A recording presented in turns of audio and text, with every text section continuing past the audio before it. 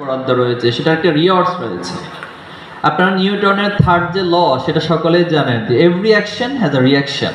অর্থাৎ এই দুনিয়াতেও, দুনিয়ার ন্যাচারাল যে সিস্টেম, সেখানে প্রত্যেকটা অ্যাকশনের একটা রিয়াকশন থাকে।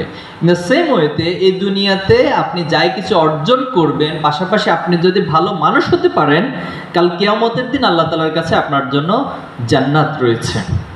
আর যদি কোনো কারণে আমরা দুনিয়াতে হয়তো অনেক বৃত্তশালী হলাম, দুনিয়ার দৃষ্টিকোণ থেকে অনেক অর্জন হলো, কিন্তু আমি যদি আল্লাহ তাআলার কাছে ভালো মানুষ না হয়ে আমি যদি খারাপ মানুষে পরিণত হই অথবা আল্লাহর বিধানকে লঙ্ঘন করে থাকি, তাহলে কাল কিয়ামতের দিনে আল্লাহ তাআলা আমাদেরকে বলছেন ওয়াসিকাল্লাযিনা কাফারু ইলা জাহান্নামা জুমারা, তাদেরকে জাহান্নামের দিকে হাঁকিয়ে নেওয়া হবে।